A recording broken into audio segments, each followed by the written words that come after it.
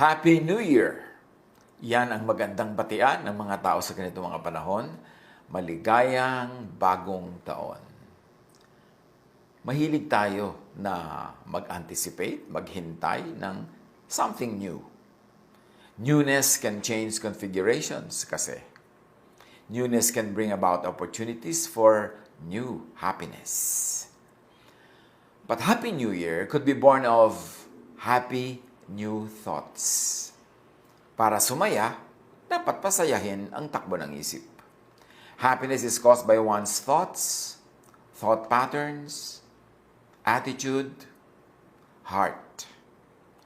Hindi mo kailangan na baguhin ang kapaligiran para ka sumaya kung sa loob naman ng iyong puso ay mapapasaya mo ang iyong sarili. Proverbs 15:13, a happy heart makes the face cheerful. Lumalabas talaga sa hilatsya ng muka yung nadarama ng puso. Mahirap yung ikubli, hindi kayang takpan kahit ng makeup. Proverbs 27:19, as water reflects the face, so a man's heart reflects the man. Ang puso ang napakahalaga sa lahat sapagkat yan ang nagbibigay ng hugis, kulay, nagbibigay ng indak sa ating buhay. Matthew 12:35. The good man brings good things out of the good stored up in him, and the evil man brings evil things out of the evil stored up in him. The heart is the source of our sadness or happiness. The heart is very, very, very important. Dito nabubuo kung ano ang mangyayari sa ating buhay kung tayo ba ay sasaya o lulungkot. The heart or attitude is what matters. Kaya sa ating pagdarasal, sa ating pagbibigay ng wishes, sa greetings, sa magaganda nating intentions na Happy New Year, meron dapat kakambal na pag-iisip yan. Kakambal na consciousness na ang puso ay ingatan dahil yun ang factory ng happiness or sadness. The heart or the attitude is what really matters, as we have said. A major cause of unhappiness is unfriendly relations with others. Pag ating binalikan yung nakaraang taon, nireview natin ang mga nakaraang panahon, mas madalas na yung mga lungkot natin may kinalaman sa relasyon natin sa mga tao. Mga kaaway, mga na-miss, mga hindi nakita, hindi nakausap, o kaya yung hindi na karoon ng pagkakaunawaan. Proverbs 18:1, an unfriendly man pursues selfish ends. He defies all sound judgment. So pag unfriendly ang tao, mas malaki ang chances na magkakaroon siya ng unhappiness, whether or not willing siya na yun ay tanggapin at patotohanan. Kasi pagka unfriendly ka, ang relasyon mo sa mga tao hindi maganda, at yung relasyon nga na pangit ang nagiging dahilan ng maraming kalungkutan sa buhay. So kung gusto nating sumaya, magkaroon tayo ng magandang relasyon sa mga tao. Therefore, bantayan natin ang ating puso, bantayan natin ang ating attitude, ang ating mga salita, at ang ating ugali. Kasi yun ang magiging ugat ng darating na feelings natin, whether the feelings are sad or happy. A major cause of unfriendly or hostile relations with others is attitude. Attitude shapes our thoughts. Thoughts shape our words, our actions. Matthew 12:34, kung ano ang nag-uumapaw sa puso ay siyang sinasabi ng bibig. And words or actions shape our relationships. So nagsisimula yan sa thought, sa ating puso, sa ating isip, magta-translate into actions or words, and then it will affect our relationships. Relationships shape our happiness and unhappiness. Kaya naman, happiness or a happy interaction with and adaptation to our environment, situation, or realities could really bring about happiness. The opposite of that could bring about sadness. So the most important, or one of the most important decisions of the day is one's choice of attitude. Napipili kung ano ang magiging takbo ng ating ugali, emosyon, ng ating asal sa darating na maghapon, sa darating na oras, kung ito ay atin talagang pag-iisipan. So today, may choices tayo.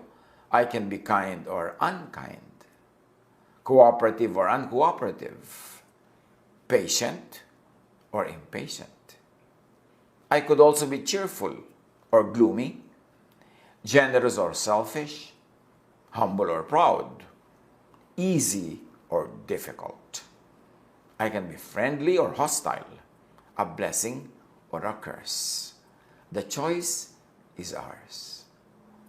We can choose what we will be, what we can become. We can choose to plant seeds of happiness or loneliness. We can choose to be happy or not. Especially sa relationships. Choose peace. Choose friendship. Choose forgiveness. Kasi yun ang nagbibigay ng happiness.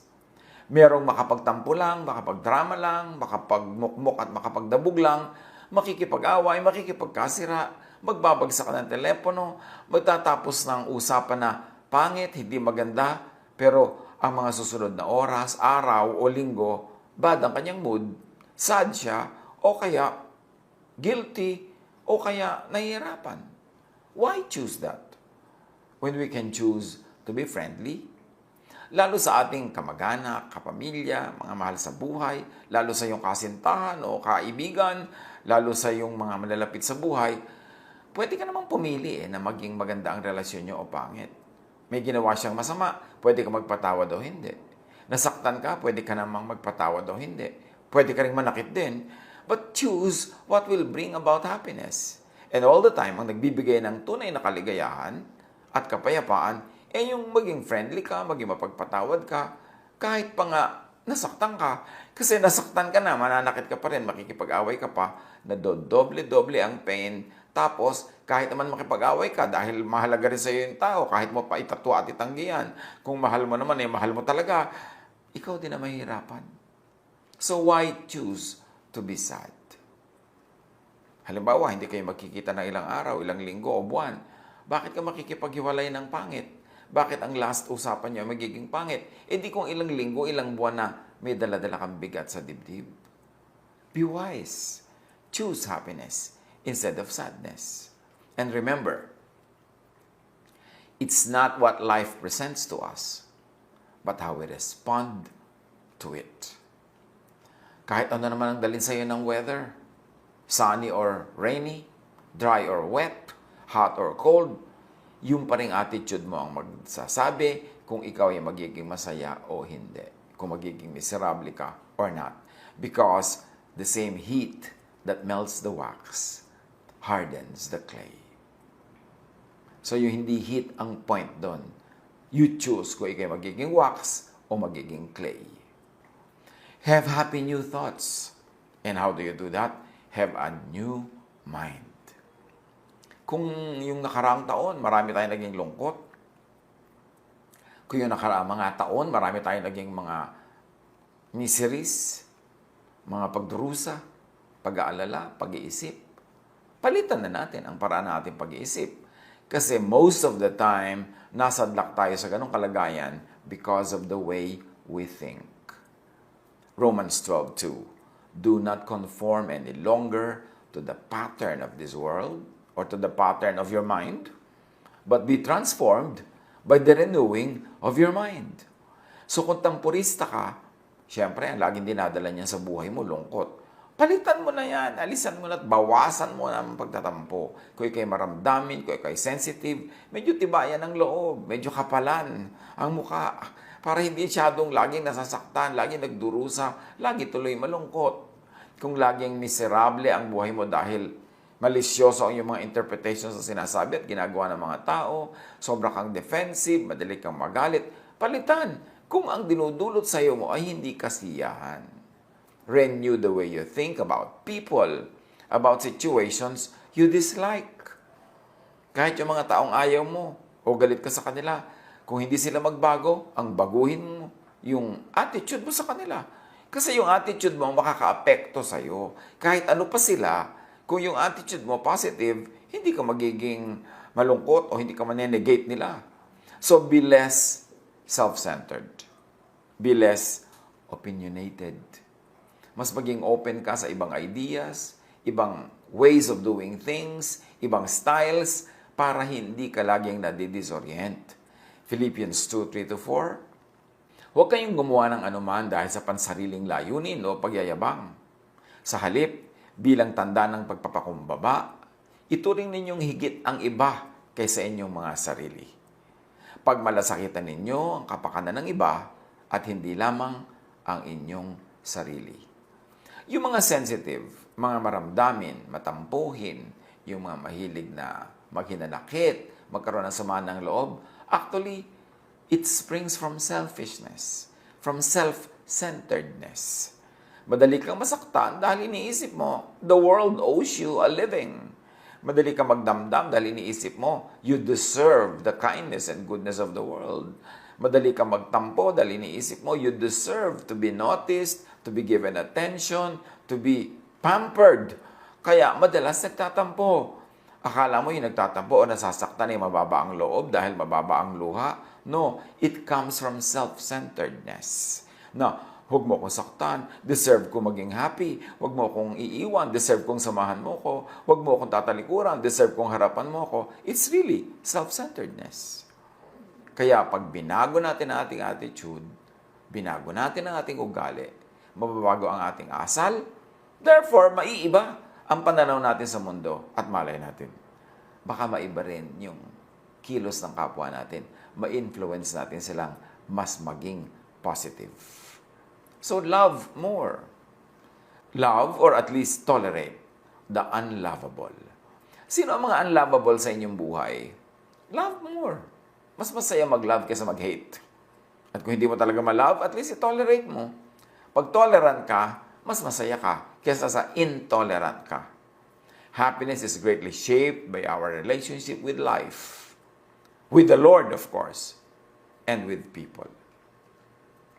Improvement in relationships brings great happiness. Improvement in perception of and thoughts about and attitude towards people brings about great relationships. And great relationships bring happiness. Instead of requiring changes in the world, in people, change your mind. Mas madali yun. Mas under control natin ang sarili nating isip kaysa sa mga planeta na malalayo. Pilitin natin, sikapin, mag-practice tayo na baguhin ang ating pag-iisip. Na huwag masyadong magkagalitin, huwag matatampuhin, huwag magtanim ng mga sama ng loob, huwag madaling ma-offend. So, pag sinabi natin Happy New Year, it really means have happy new thoughts. Have happy new attitudes. Colossians 3:12-14, kaya nga, dahil kayo'y hinirang ng Diyos, minamahal niya at pinili para sa Kanya, dapat kayong maging mahabagin, mabait, mapagkumbaba, mahinahon, at mapagtiis. Magpasensya kayo sa isa't isa. Kung may hinanakit kayo kanino man, magpatawad kayo gaya ng pagpapatawad sa inyo ng Panginoon. At higit sa lahat, taglayin ninyo ang pagmamahalan na siyang nagbubuklod sa lahat sa ganap na pagkakaisa. Yan ang magandang paraan para sumaya at para magpasaya. Kasi pag nagpapasaya din tayo ng kapwa, bumabalik din yun sa atin, pinapasaya din nila tayo. Pag pinalungkot natin sila, whether intentionally or not, palulungkotin din nila tayo. Bumabalik lang. Happy new thoughts, happy new attitude, and that would bring about a happy new year. Pagbulay-bulayan natin ito, pag-isipan, hindi na kailangang habaan pa ang usapan tungkol dito dahil simple. Pag-isipan kung ano nagpapalungkot sa iyo o nagpalungkot sa iyo noong nakaraang taon, hanapin kung alin doon ang dahil sa iyong participation, dahil sa iyong attitude, dahil sa iyong ugali at asal, at baguhin yon para mabago yung product, para mas maging masaya itong darating na taon at marami pang mga taon. Nasa ating kamay ang pagbabago ng maraming bagay sa ating buhay dahil baguhin lang natin ang pananaw, baguhin lang natin ang attitude, mababago na ang ating kalooban. At doon naman talaga mahalaga sa kalooban natin. Ano nangyayari, nagaganap sa ating isip at sa ating puso. Pag masaya tayo sa puso at isip, ano man ang nagaganap sa labas, masaya pa rin tayo. Magpasaya ng kapwa, pasayahin ang sarili, at papasayahin din ang ating Panginoong Diyos. Happy New Year!